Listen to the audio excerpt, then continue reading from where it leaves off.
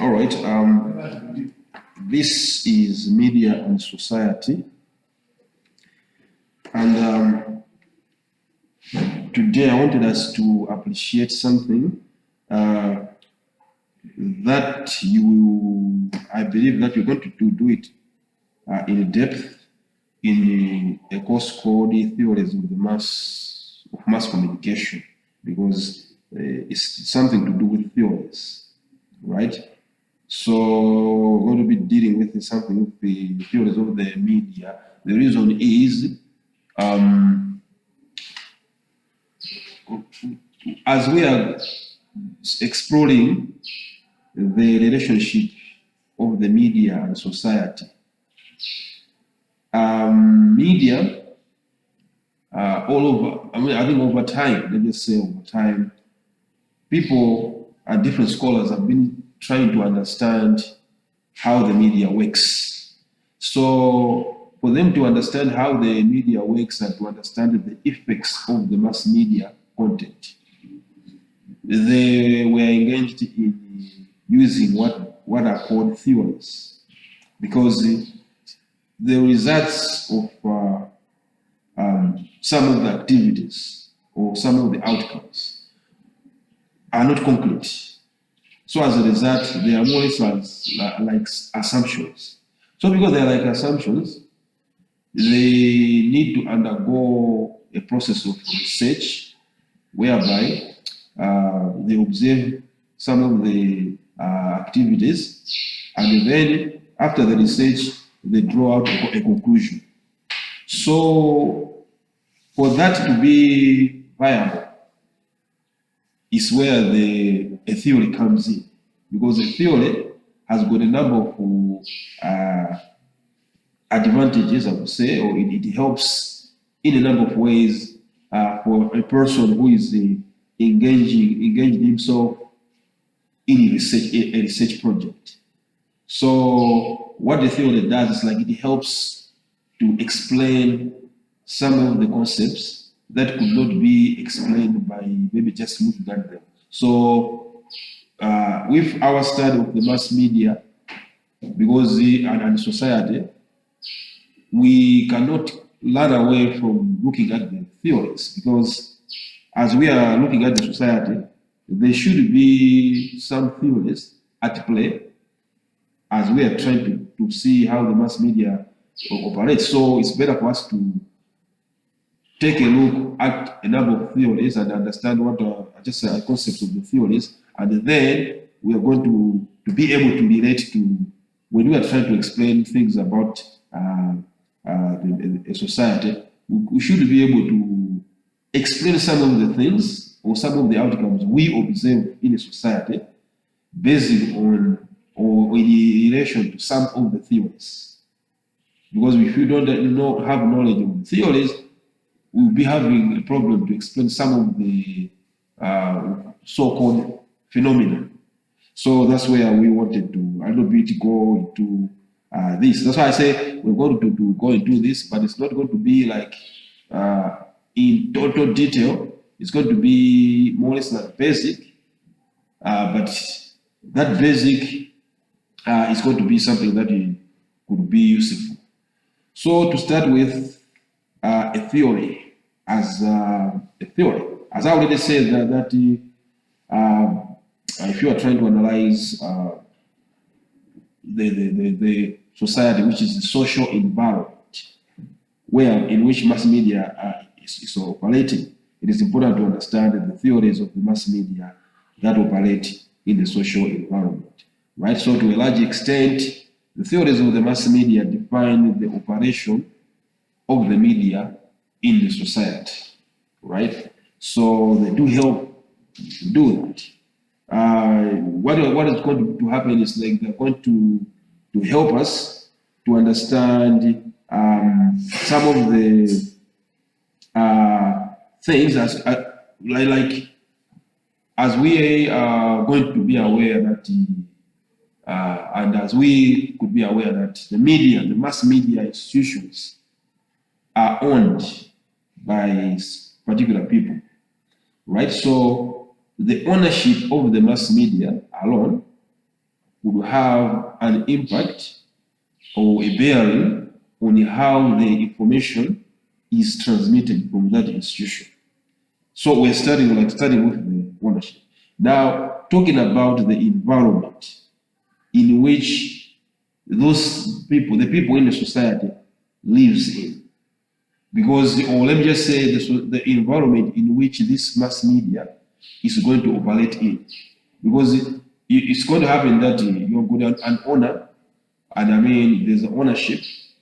So that ownership have got its own goals. They know what they want. They want no specific what the kind of messages they want to send to the people. They have got the objectives.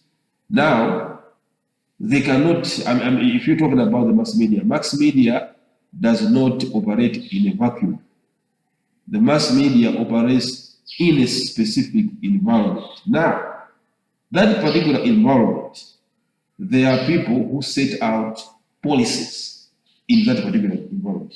So what is going to happen is you're going to have your own goals, your own objectives. But now, your objectives could be clashing with the objectives of the people who sets the policies of an environment in which you are operating in. An assumption, an example would be, we talk about, let me just say, in a dictatorship, in a country where there's dictatorship, right? Malawi, I do believe you have heard that already. Malawi, we passed through a period of dictatorship, right? One party regime. So did you notice how the media was operating that time? Were they free? Have we ever heard about anything? Did we have, the media was controlled, yeah? You see? We didn't have like independent media. There was no independent media.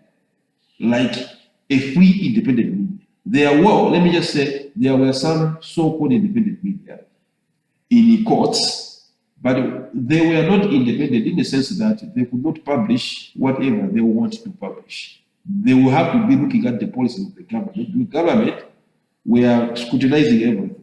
If you report anything against the regime, you would be shut down. So anything against the regime was not allowed. Anything that is going to be deemed as if you want to incite the people. So that is the environment. So you could see that you are trying to explain the effects of the mass media. But now, the effect that is going to be coming out of a one-party regime is not going only to be only that it's just because of the media alone. There are a lot of things at play. So for you to be able to explain some of these things that maybe you cannot explain is where you go into theories, right? You are going to have some other theories that will help you to explain a scenario like the one you have in a one-party regime, whereby the media is going to flow.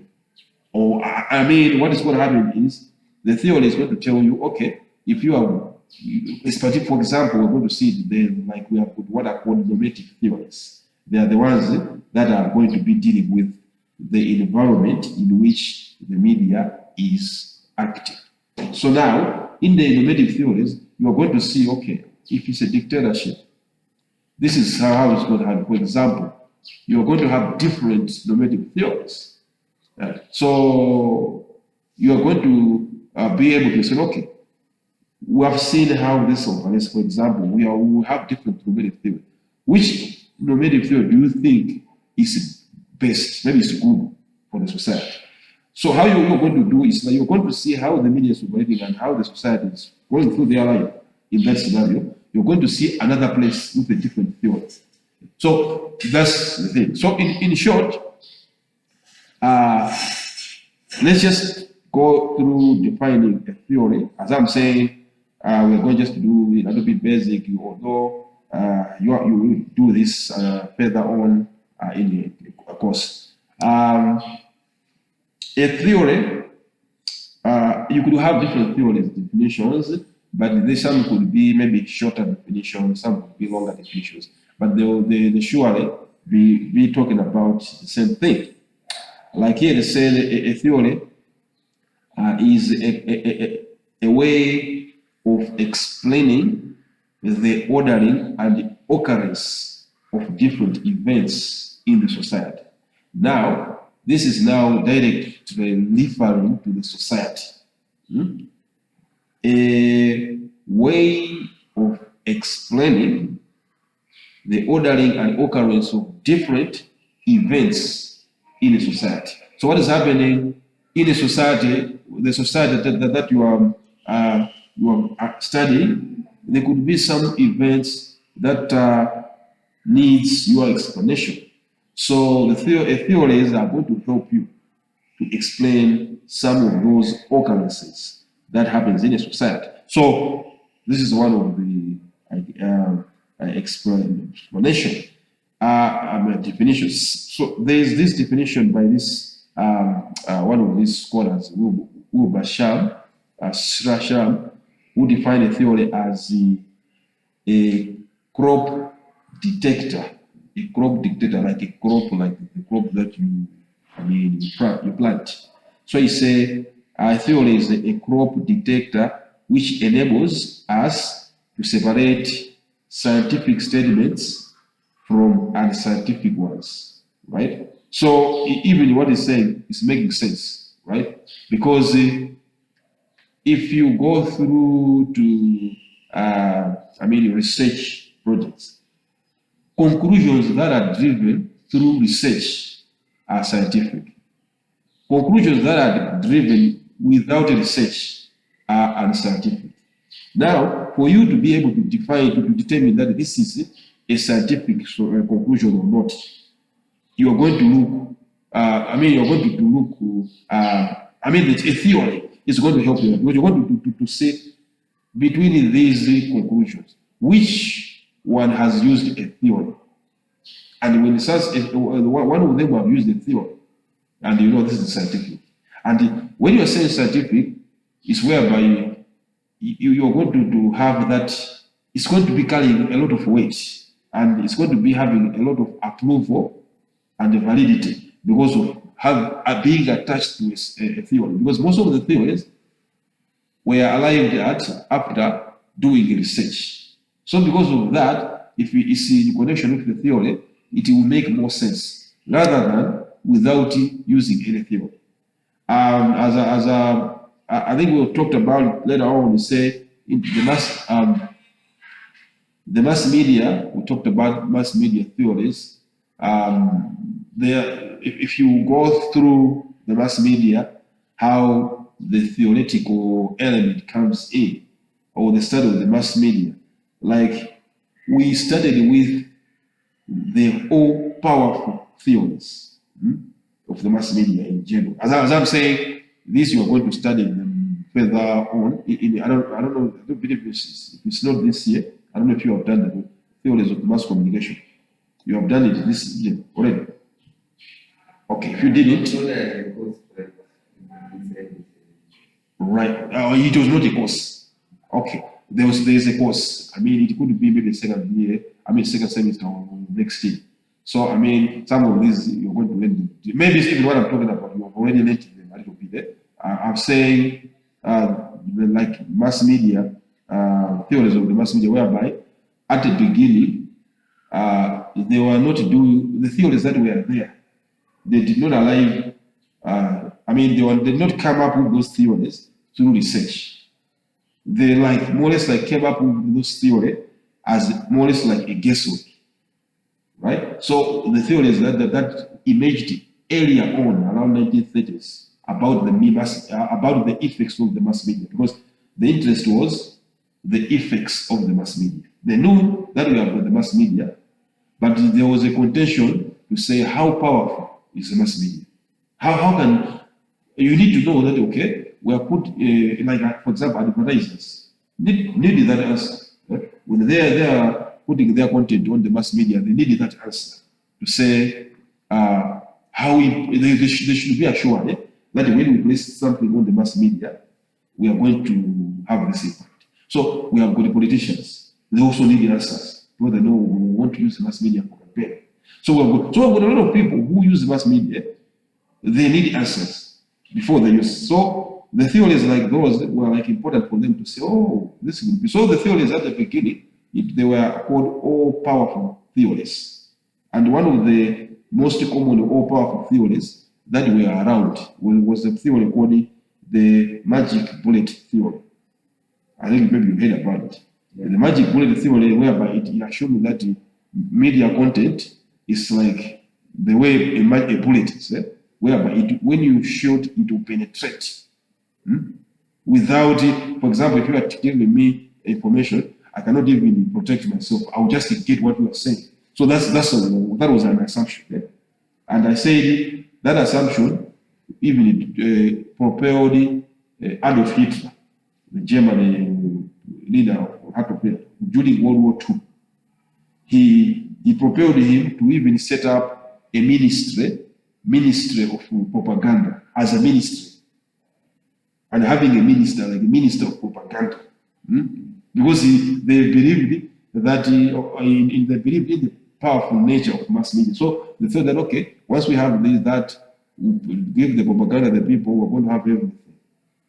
But later on, after some other people came around and started testing, because the validity of the theory comes around or comes about after testing.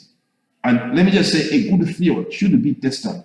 If you can have a theory that cannot be tested, that is a bad theory. But each and every good theory should have whatever. So I think I'm talking about the things that I'm supposed to talk about. Let us go deep into theory and let me talk about the characteristics of the theory, because that's what we're going to be talking about. So a theory, it talks about this one, whereby he talked about it.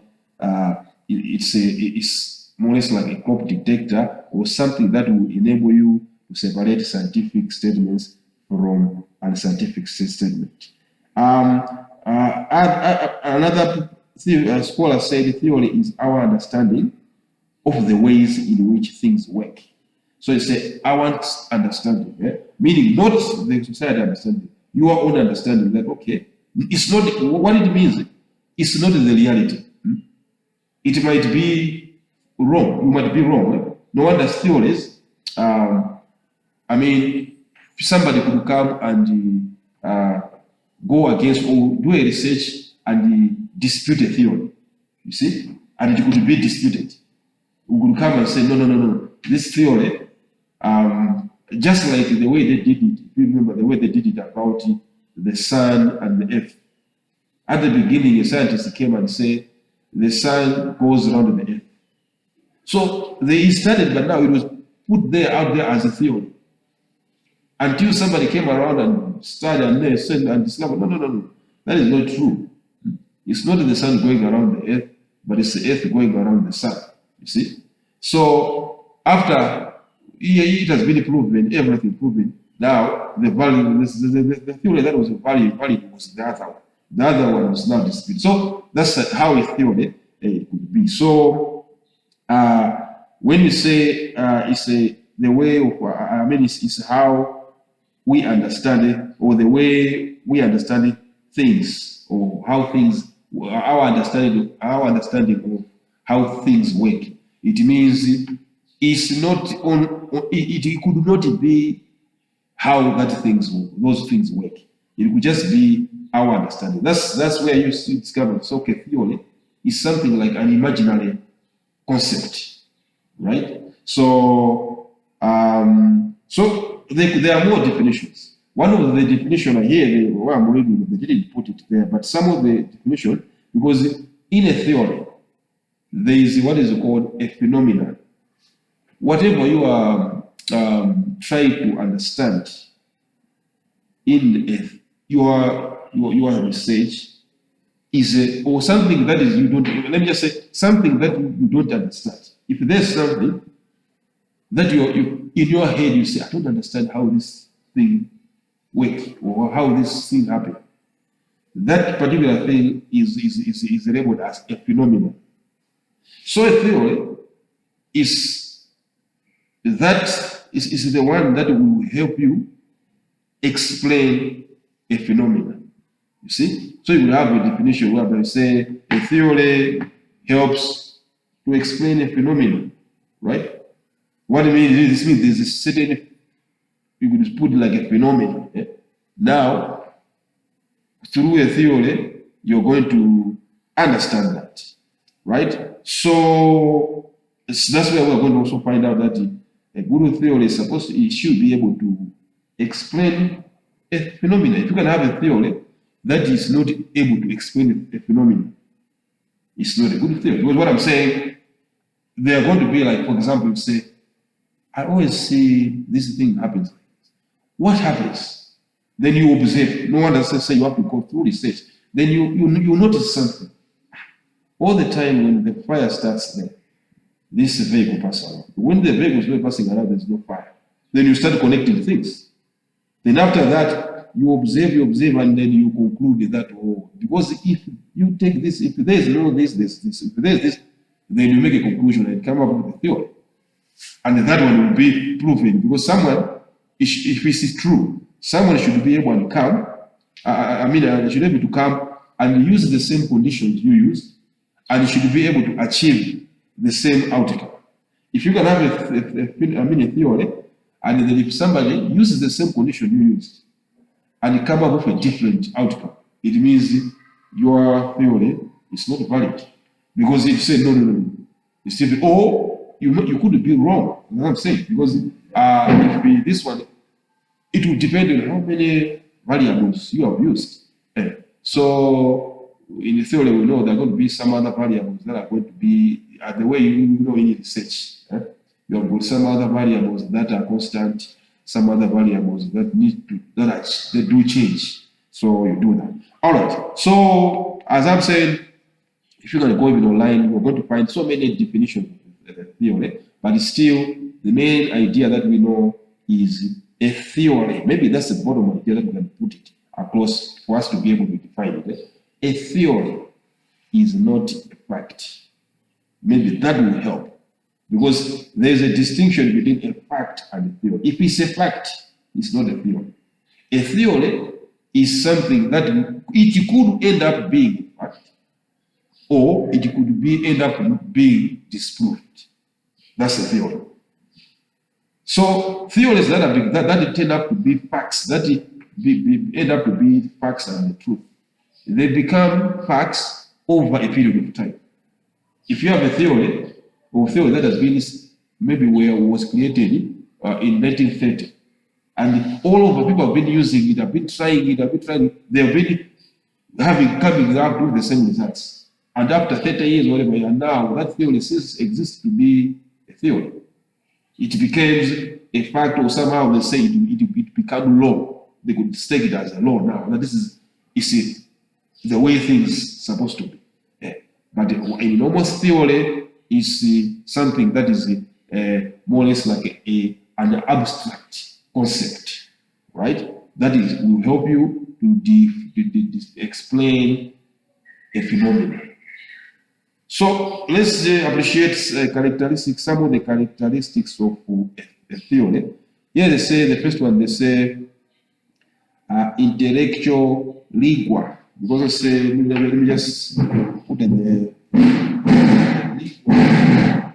intellectual rigor.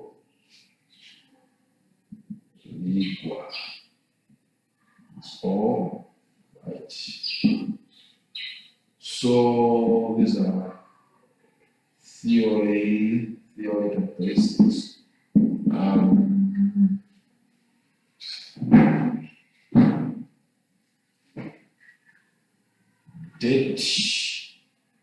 Datedness,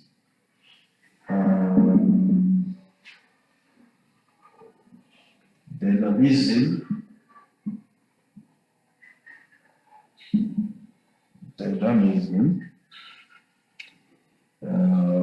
right, and economy. Right, so one of the characteristic of a theory is said to be intellectual rigor, which talks about as I've already talked about, if it's a good theory, it should be testable, right? It should be testable, it should be verifiable, it should be systematic, right? So more or less like, because if people who are engaged in testing, verifying in a systematic way, those are intellects, right? So it should have intellectual rigor. It means it should have an approval from the intellects. So the intellects, they don't approve something by just looking at it, right? Usually, if they are intellects, they usually go through experiments. They do testing, they do research and the like to see if something is valid. So as a theory, it should have that validity from the intellect. Meaning intellects could be able to go to test it, right? So that's intellectually what we're talking about. The deadness theories are always a step behind reality. Theories, you don't have them, usually, you don't have them after something has happened. Yeah? Then you use it, you don't do that. Usually theories should be there and should be able to explain something that is yet to happen or is yet to occur, right? So if no wonder it's a theory, because that's one of the use of theory. If you have to explain something only that has happened, then the idea of the theory is that of been thinking of most of the times could be different, because we will still have questions on, because most of the hard pressing questions we have when studying, let me say, the society around it. Most of the hard pressing questions are questions to do with certain behavior of maybe some of the things that could result into something. So we want to have those answers. Say, okay. So if you say you study, like I'm saying, that if you have a theory that it's deadness, if you talk about deadness, now you should be able to use some of the theories to even, because it can help you even to predict, as you can say, one of the importance of theories can even help you to predict.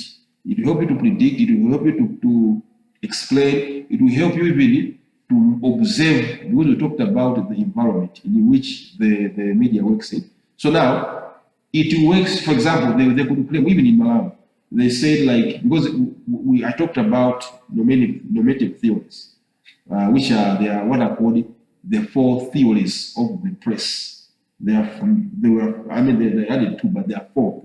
Now, the other theories, apart from the normative theories, the other theories, they talks more about the ethics of the mass media, right? While the normative theories, they don't talk about the ethics of the mass media. The normative, they talks about the environment in which the media is operating in. Now, people, like you go into different countries, they claim, say, this is a democracy. They say that.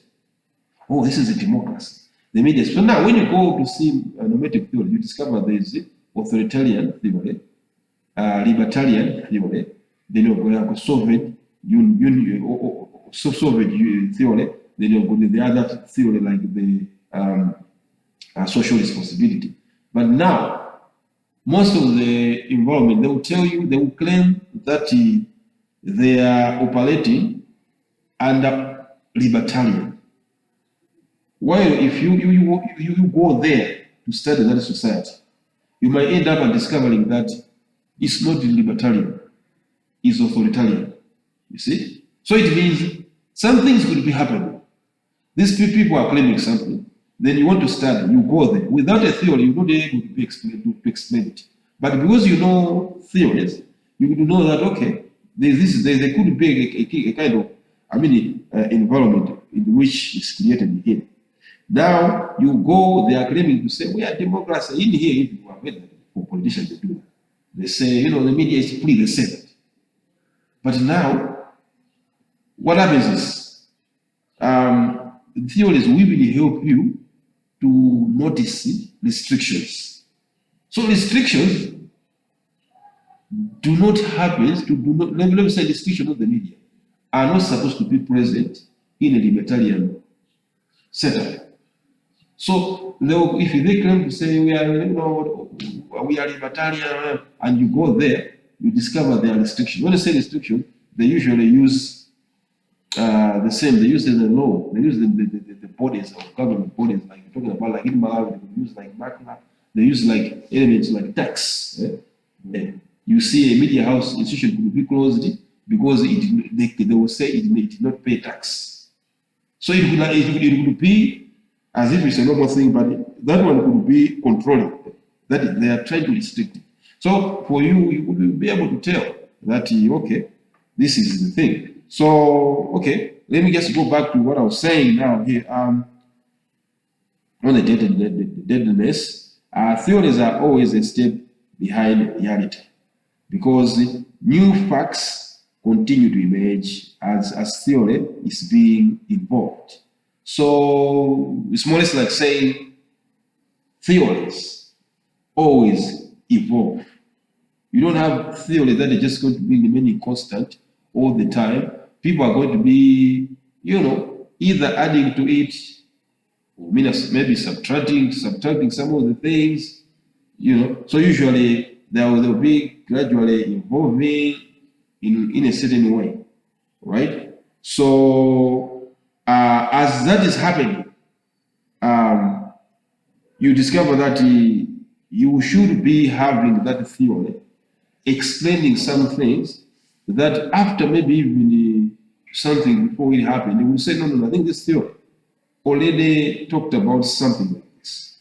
So that's one of the characteristics of the theory.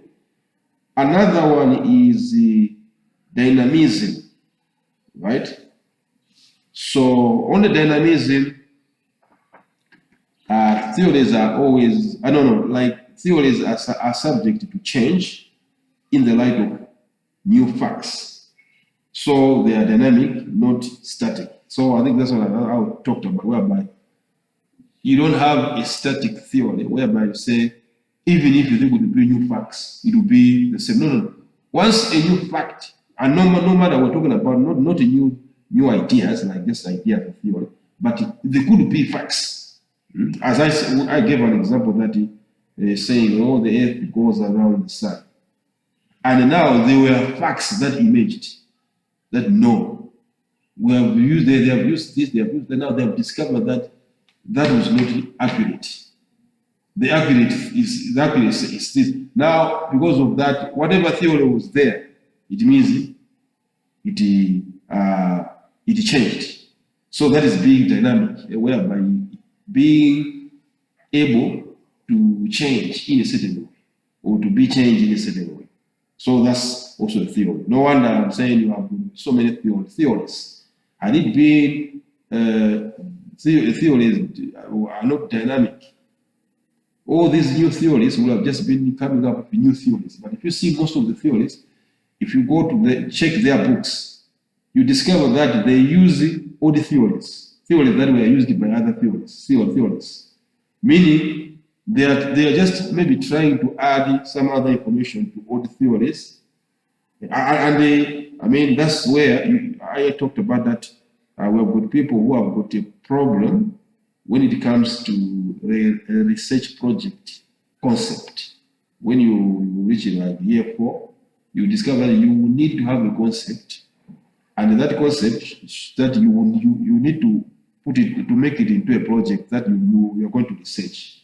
So for you to come up with the new ideas completely is where you're going to discover it's almost like a problem. It's similar with this. To say, I want to come up with a theory that no one has ever done it before. There's no any element is connected. It will be impossible, almost impossible. And it's going to be tough. But now, it will be easy for you to just go and take an existing theory to say, okay, there's this theory. So they told you something, but try to challenge it to say, no, okay, my research will be, I will try to, maybe I'm going to disagree with this theory. Okay? Because it's a theory, so you are able to disagree. So if you are disagreeing, then you go and do a research. You say, okay, let me set the same conditions which this person set out, and let me see if I'm going to achieve to get the same results. So if you do the same process, you see, no wonder they say that your research projects could be a pathway for other people's research. What they are going to do is going to be easier for you to just, because that person will tell you how he did it. Okay, he interviewed 20 people. He did, so you're going to use the same number of people. Okay. But now, what you're going to do, because you are trying to disprove a theory, you are going to have a new hypothesis, like your own hypothesis, which you're going to say, my hypothesis is, this person says so. Well, my hypothesis is, so is not like this, but it's like this. Or let me say, if they say, maybe orphans, or what parent, let me say, children that are orphans always fails the exams. That would be like a theory. So you could say, no, you could come with a theory that maybe saying that, children that are orphans are not always going to fail exams. Okay? So that will be another person. So you are trying to disprove this theory that concluded that. Then you go through the same steps. So no wonder when you say it's a scientific theory, everything is neutral. When you are still doing a scientific theory, as I'm saying, you heard about people talking about variables, independent variables, dependent variables, and like now. You as a researcher, you are supposed to be an observer, a neutral person. Because there's a problem with some of the researchers whereby it's like you disagree without giving facts because you believe that this is not true. Forgetting that the research, if it's scientific, you have your idea, your views, but the research is independent. You don't control it. You have to leave it neutral. You listen to what people are going to say.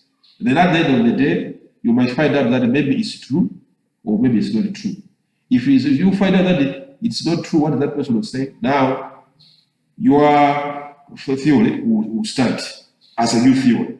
You say, oh, this is a new one because this theory, this was an old one.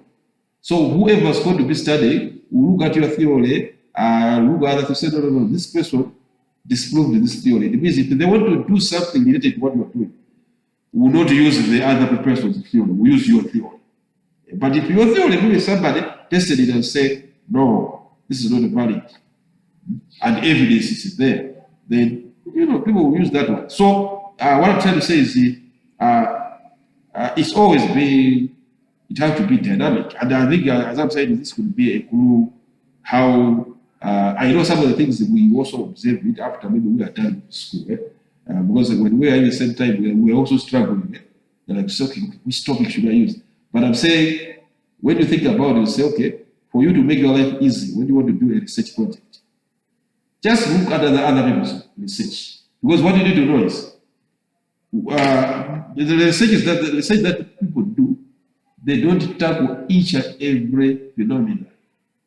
There are some other phenomena that will be left untouched. So what you're going to do is you just go through them and observe that what things did this person not tackle. He did this, he did that. But is there anything remaining? So you could discover, no. Maybe he only focused on people in towns. He didn't focus on people in the village. Or maybe he only focused on maybe people at the college. So you could find out a loophole somewhere that, so what do you do when you come to your research? That's what you're going to be doing. Right? So that's an example. I'm saying, like, whereby you have a theory that should be able to be changed after new evidence. Now, also, the fourth one is say economy, right? A good theory accounts for many pertinent cases with a few statements, with a few exceptions, if any. What it means is like you have a theory. For you to know that this is a good theory and this is a poor theory, if you have a theory that only explains one thing, cannot explain other things, only one. That's why I say economy. Economy is like, the way you say, I want to have to be economic. You have a small amount of money, but you are able to buy a lot of things using small amount of money. Only having 10,000, but going through all the month, you with 10,000. Your colleague had 200,000, but by the 15th, he's borrowing. He doesn't have the money. So that's exactly example we are talking about, like theory, whereby just one theory, you discover the same theory would be applied into maybe 5 scenarios, different scenarios. The same theory could explain maybe this. Another scenario, the same theory could also explain something like that. So if you're having a theory that you could explain a number of, it's like, more or less like having different cases, but it could be used statements from the same theory. That's what is called about like being economic. So that's where you can also tell to say, this is a good theory. Because we are talking about this, there could be a theory and a good theory. Now, a theory that is economic is, as I say here, a good theory accounts for many pertinent cases with a few statements and with exception. And I'm saying, if you check it, it doesn't have to have a paragraph. Right? You would just have a short sentence, but that short sentence could be able to explain a number of things. You see, right? So that would tell you that this is a good thing. As I tell you that if you in the mass media, you discover that even when you go to books of theories of the mass media, you discover there are a few theories that will be usually coming up. Not a lot of them, but there are a few of them. Those could be good theories. Because why do they still pop up? For example, you have like the agenda setting theory. That's one of them. I talked about it. It's one of the most popular. Most of the people researchers will talk about it because as I say, as they are studying the effects of the mass media, they discover that people who use the mass media to like more or less create a narrative. You are setting an agenda. Like. So you discover that it doesn't have to talk to be metro, but with the way things happen in the mass media and with this agenda setting, it makes more sense to many scenarios of people putting elements in radio, preaching in radio, talking about giving normal health messages, and all those things. So now it's a short one, but you discover no one is listening a lot most of the times. Yes. Oh, okay. Right. So I just have to sign it. Yeah. Okay.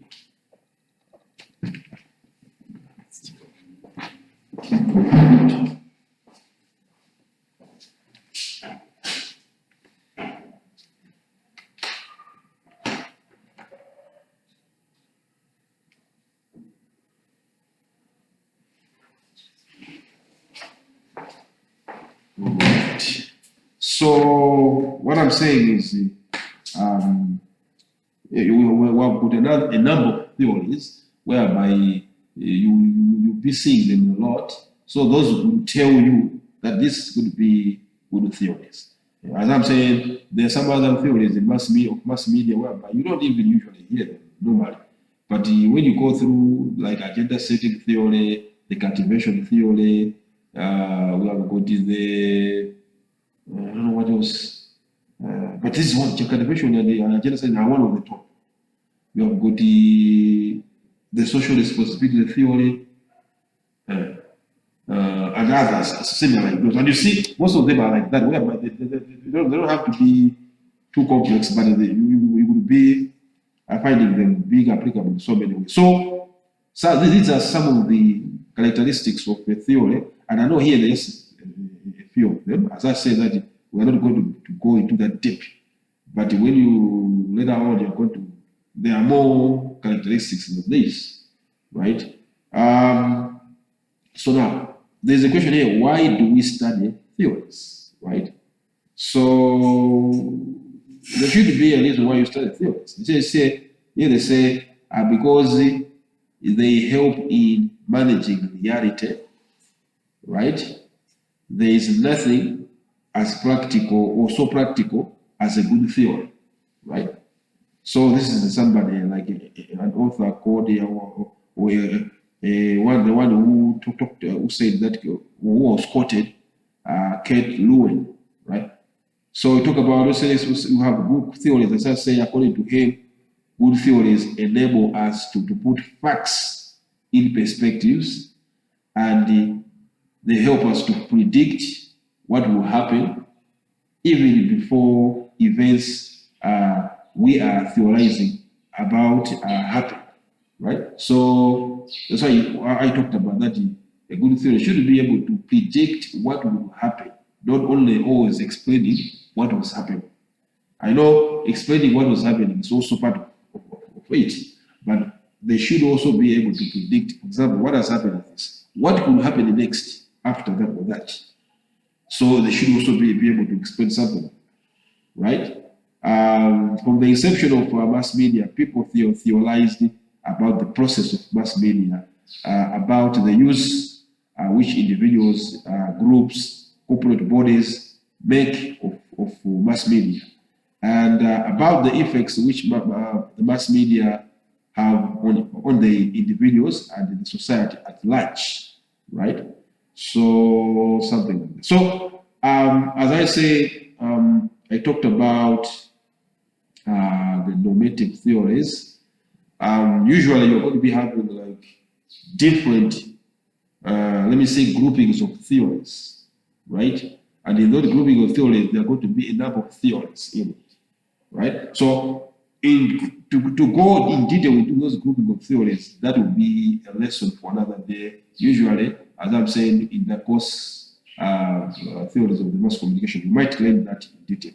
But for us, with the course like media and society, we just have to go to the types that are going to be much relevant in our scenario, which are the normative theories, right? I already talked about the normative theories a number of times, because these are going to be much more relevant for us. So, as I already said, that the normative theories are what are called the four theories of the press. If you can even Google the four theories of the press, you see they're going to tell you the normative theories, and now they're going to show you.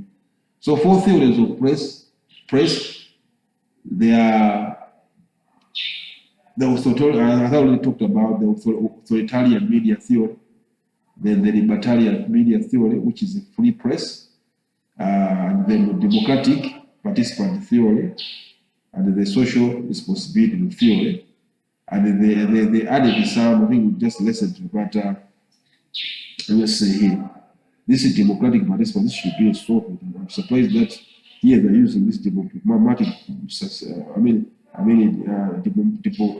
democratic participant theory alone, right? Let me just check. There's this book, this media theory of the mass media by Dennis McHugh. He's the one that is specialized in this theory, media theories. So in his book, like here, I just want you to check some information here. Do I have my queue in my, let's check. But as I said, in the you talk about the media theory, the normative theories. The basic assumption of the normative theories is that the media tend to assume the form and the coloration of the society in which it operates. So that's how this normative theory could fit in what we are saying. An assumption is that normative theories, they tend to assume the form and the coloration of the society in which it operates. As I already talked about it, normally these are pre-applicable. Going to look around the world, you see, you will barely find a media platform that is operating in an environment which is completely using different rules, completely, and the media platform is using completely opposing rules. You will struggle to find something because no one will be hearing, oh, journalists have been arrested. Media has been. So those are the issues. So for the media to survive in an environment, what they do, they tend to embrace the setup. You see, they were told that if you report like in Russia, there are specific rules when it comes to media reporting. Now the BBC wanted to try to oppose what we were talking about. We wanted to have its own rules in it. It is like you're talking about you have got your house. Then a visitor coming into your house, setting his own rules, not your rules. You have got your own rules. You know that in this house we don't do this, we don't do this. So a visitor come and opposing your rules of your own house. Do you think that visitor will survive this? We will say no. In here we don't do this, we don't do that. So now I have told this person, if the person insists, you'll be put it out. So that's exactly the scenario of normative theories, whereby the media will go into an environment. That environment will have specific rules of operation according to them. Either it's going to be a location, maybe it's a church environment, or maybe it's a country. There will be specific rules. Now, for it to survive in that environment, what it is supposed to do is it has to assume the form of the environment it is operating, right? So that's why they say it's an assumption is that this media tend to assume the form of the coloration of the society in which it operates. For example, when we say you would have what are called community radio. Community radio is those radio stations that are created by the community. They're usually funded by the community, right? So do you think you can have a community radio created by the community, and then it starts to be airing things that are against the community, the same community? Can that happen? If it just starts to happen, it's something like that is going to have to come up. Will be the end of that radio station. That's standard.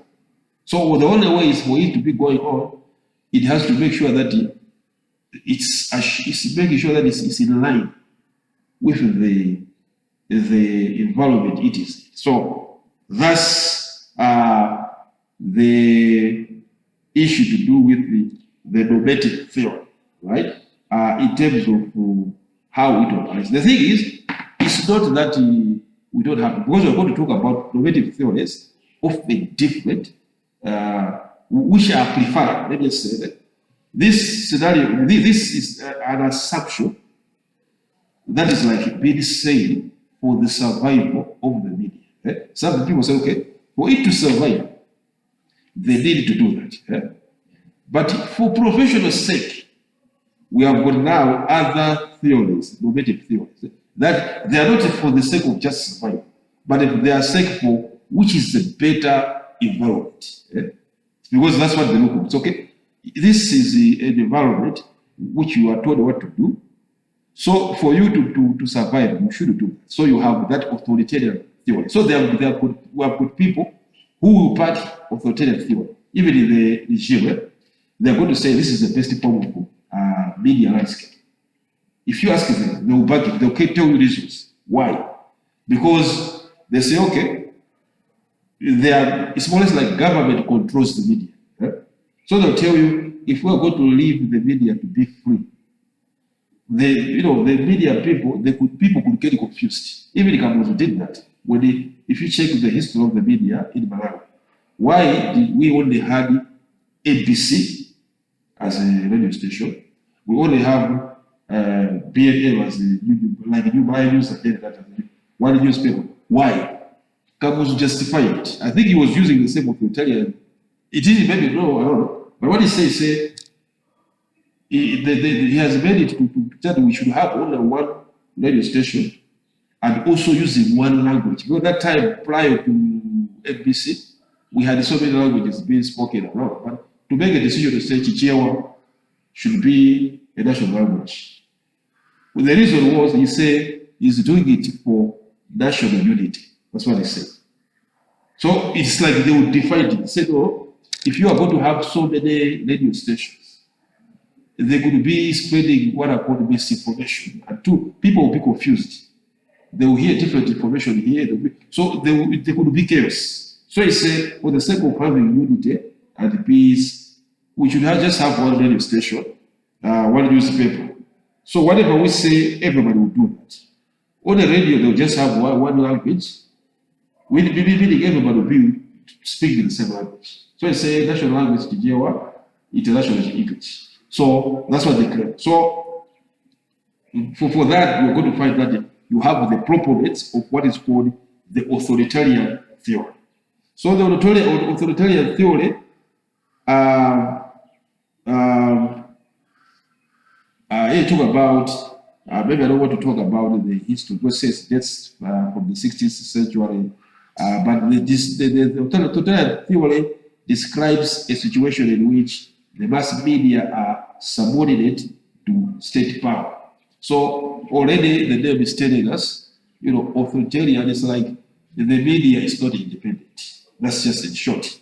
It's a setup whereby the media is supposed to be doing what the government is telling them to do.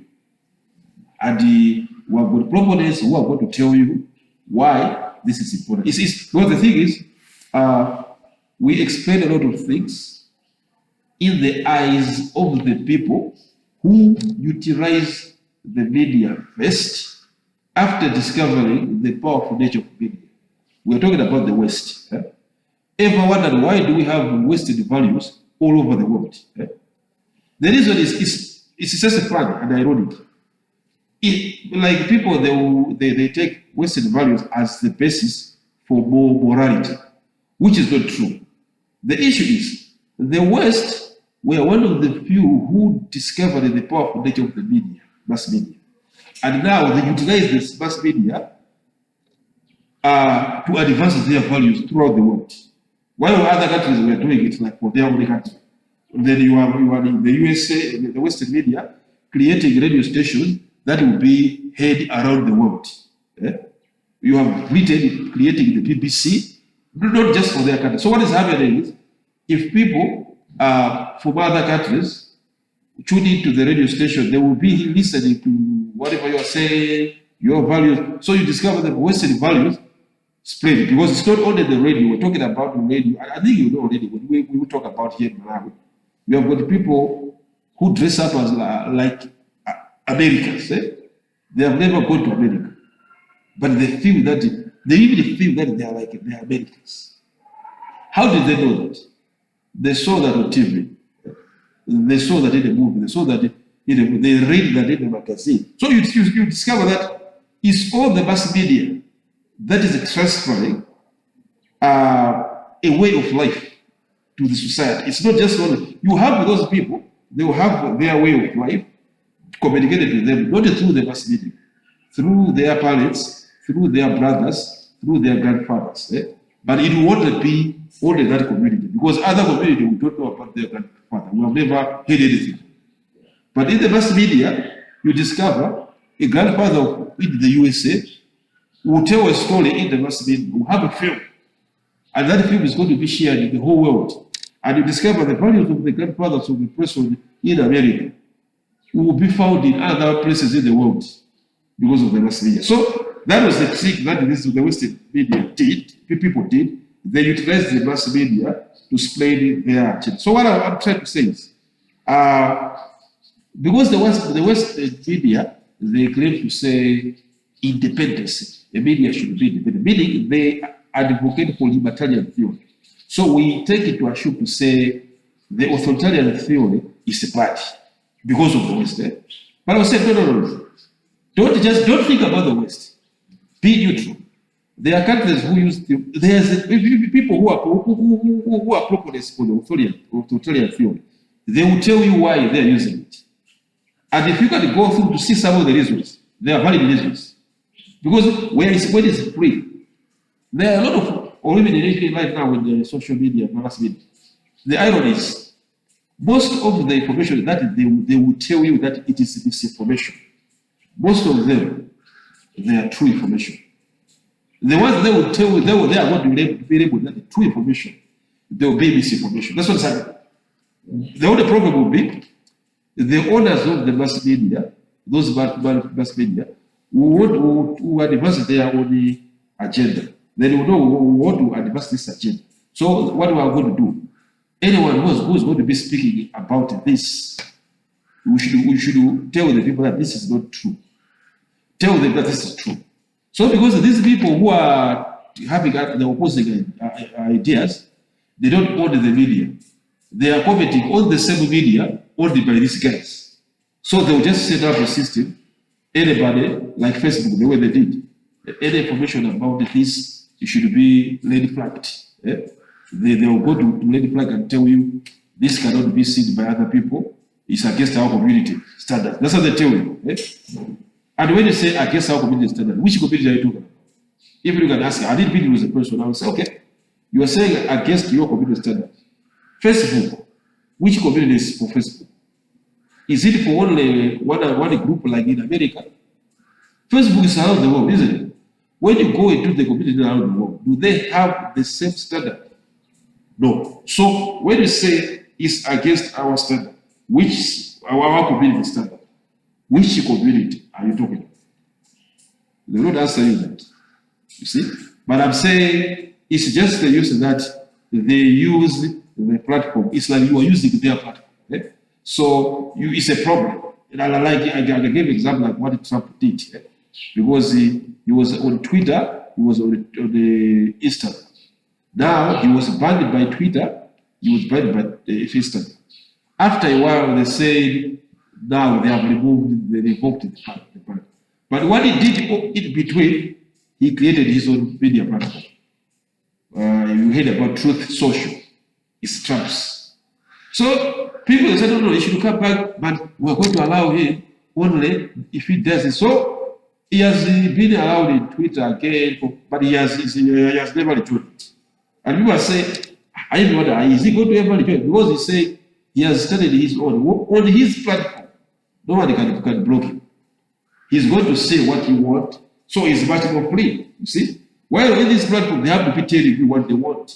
What? But the bottom line is, the idea of being authoritarian as a bad idea is contentious because, like for example, there is a media in Russia and China. No wonder they are against Russia and China. It's like they are more or less like under authoritarian. But they could be more authoritarian. It's like you cannot create a role for people who just want to create information or false information or fake news for other people. Because the government is more or less like try to be responsible as a government. You try to put things into a standard. But when you have so many platforms, and even right now, you know the way the internet is, you would have people talking about, and it's funny, some of the information you find even on the internet, or some of the blogs, they're going to be convincing. Pictures there, like I gave an example already, like the conflict of Ukraine. There's been these platforms, media platforms, like trying to talk about Ukraine, like as a victim. Now, some of the videos that were posted to show that it's devastation of Ukraine, they were verified that they were not true videos. I mean, they were not of Ukraine. There were some of the old videos So people would just take all the videos and put there and put the label. People will believe. So if you have libertarian theory, that's the problem. While the authoritarian, because people will be fearing that we can't do this, well, there are laws there. So that's the thing. So the only disadvantage of that, maybe that's what the problem is. When say you talk about whereby the government, if it's a government that is manipulative, because if you have a responsible government, it's a funny system. But if you have got a government that is now run by people that are not of good faith, that's where the problem comes. Right? So, as I say, the problem of authoritarian theory in most of the other places whereby they say no, it's not good. It's like the government, because it's not only when you say government, it's not the government. Government does not just own everything. You have got independent publications, but government like control, because there are media control, there are different media controls. Like you have, we're talking about, let me say, you have, say, issues to do with or let me just say taxation. Taxation is part of control. Because they might not tell you that it's a media control, but they use taxation to control or to control. You could have, let's say, like they say, there's taxation, and you also have what is called the self-censorship. Self-censorship is media control, because whereby government could create that environment. But that's what it's called authoritarian, whereby they will not tell you that you don't have to, you should not broadcast this, because it's not their platform. But they will lay out scenarios that this, we don't know this. Now, you will not going to be stopped from government, but you are going to censor yourself to say, if government had me publishing, so recording this, I'm going to be in trouble. So you'll be selective. You say, okay, let me broadcast this, let me not broadcast. So that's self-censorship. Okay? It's a control, but it's not by the government, but it's influenced by the government. Now, that's how usually it's common in this authoritarian setup. But usually itself, because as I'm saying, it doesn't own it. It will be using like taxations, it will be using like a lot of things, the element of try to, like here say, if they wrote anything here, say, whether the media ownership is private or public, they are expected to service the government. And its functionaries are committed to criticize the government and its functionaries. So that's the thing. And the instrument of authoritarian control of the media are many and valid. They include heavy taxation, as I said, repressive legislation, right? So you're going to have some other laws that will be repressive. Right? You see that these laws could be preventing the media from doing something. You're going to have like direct and subtle control. Direct control would be like the way it is NBC, because NBC usually we cannot say that it's a government owned. It is called a public owned. Yeah? So it's like assuming that it's not owned by the government, but it's owned by the public. But now the government itself, it appoints personnel in that organization. So now what they do for it to control, they will just put some other people in charge. The one who director general, people that they will advance their agenda. So they will put those people there. They will be doing whatever they want. So that's how they also control the thing, right? So quickly, libertarian theory is like now just the opposite of authoritarian theory, right?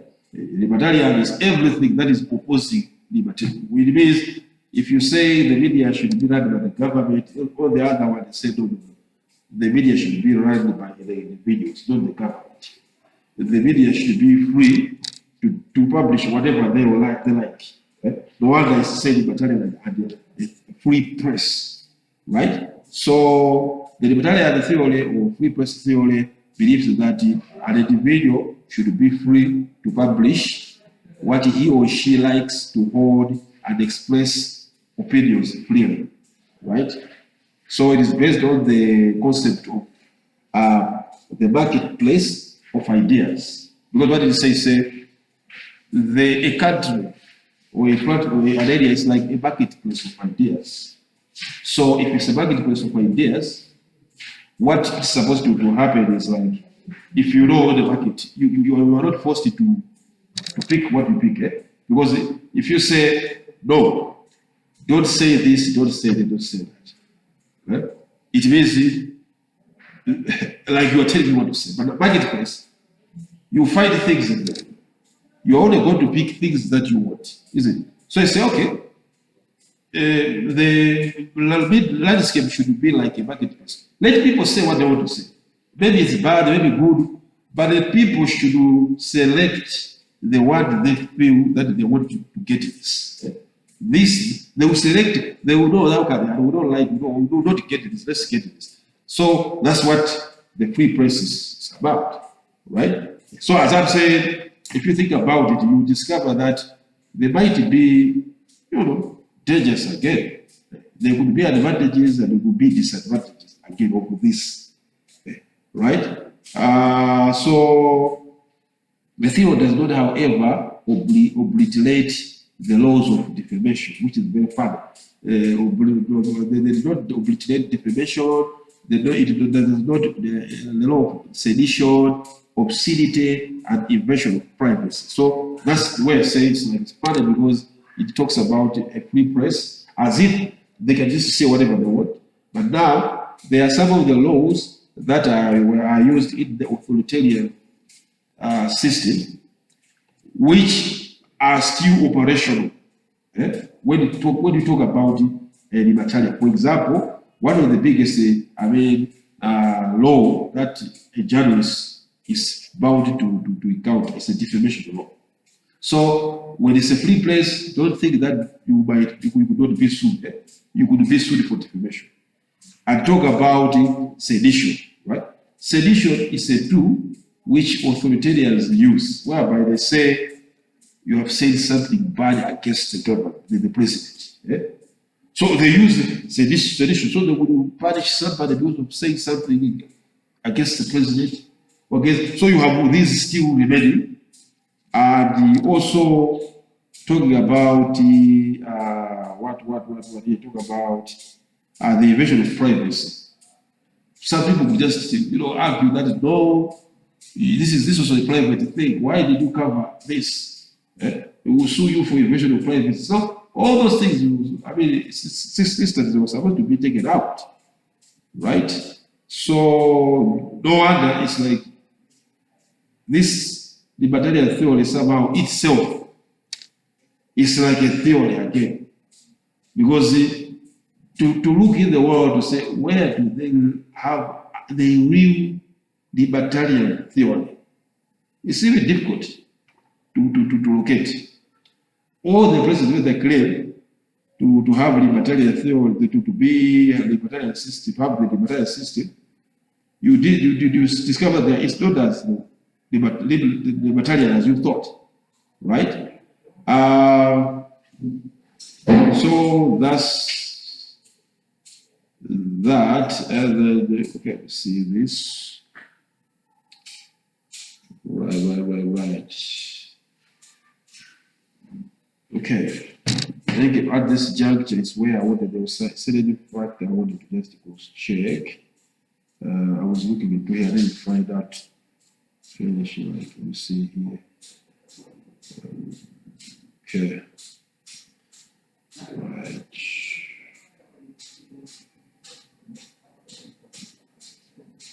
But looking at this, you might be able to, for example, as I'm saying, if you want to characterize a location, like even a country like Malawi, you should be able to observe and say, I think Malawi is using this particular type of system.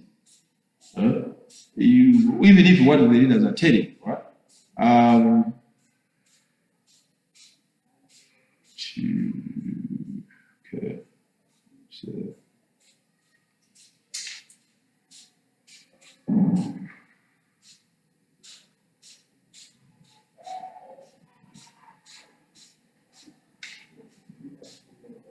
Right. So I wanted to check this. Yeah. So what I was saying, I talked about the libertarian theory, then talk about the authoritarian theory, right? So I wanted to talk about the original because I've been trying to, I mean, insert some other additional, I think there are two of them. So I don't want to jump into a new one. I want to just stick to the four. Press of the, I mean the theories of the press. Right. So I talked about the authoritarian, I talked about the libertarian, then social responsibility was next, then the Soviet. I wanted to be so because in here where I was checking out like this note, like I think they omitted here. They didn't put the Soviet communists because it's supposed to be here. I don't know what happened here. Maybe they didn't, but there was supposed to be a Soviet communist theory. So having authoritarian, libertarian, social responsibility, and Soviet communist theory, yeah, those are the ones that I wanted us. I made us to just appreciate. Like quickly, social responsibility theory can be described as a child of, in what they say, industrial revolution, right? The industrial revolution and the emerging of the multimedia society provided the conducive environment for the development of the theory. All right, so the main thing of the message is like it's say in the public interest. No one is saying it's a libertarian theory. It's a social responsibility theory, meaning it usually talks about the media is going to be more or less like serving the public. You do things, whatever you do, you want to publish whatever, you are not supposed to be forced in other ways. Because like in authoritarian, it says you're supposed to be told, more or less like forced. In libertarian, they say you should be 100% free. So the thing is, if you are 100% free, you might post even misinformation deliberately. See, you are free. But this social responsibility is like telling you to be responsible. You say, okay, you are going to be let to be free, but you should be responsible. If you know that this information is not good for the public, don't publish it. You don't have to be told to say, don't publish it. So it means it's like telling the media or platform to be responsible as the way they're going to be handled, but they are also handled. So in this one, it's more or less like it advocate to say there should be minimal government control, not like the way they use it in authoritarian. There should be some laws here and there controlling, but not 100%. You should have that freedom, but also you should be, you should have that responsibility. So no wonder here they put it in cost that somewhere it's called in public interest. That whatever you do, you should be for the interest of the public, right? So that's what they so he said here.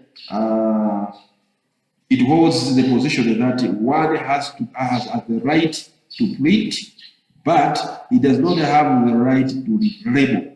Libel. So libel is like that if I publish this information, I could be sued for libel or defamation. So it's like telling you, okay, you have got the freedom to plead, but now you don't have the freedom to libel. You don't have the freedom to plead something that is going to be libelous or that is going to take you to court. So you should prevent yourself from issues that you know that this could be, heading that direction, right?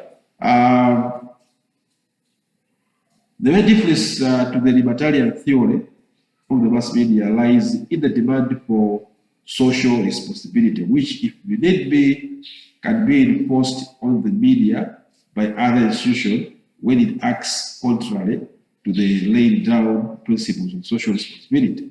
That's why I say you have that element of government controlling a little bit of whatever you do, rather than just leaving you to do everything what you wish to do. I mean, to publish. So that's what we have in this one. And when it let me see here, like in the theory, maybe just okay, let me see here.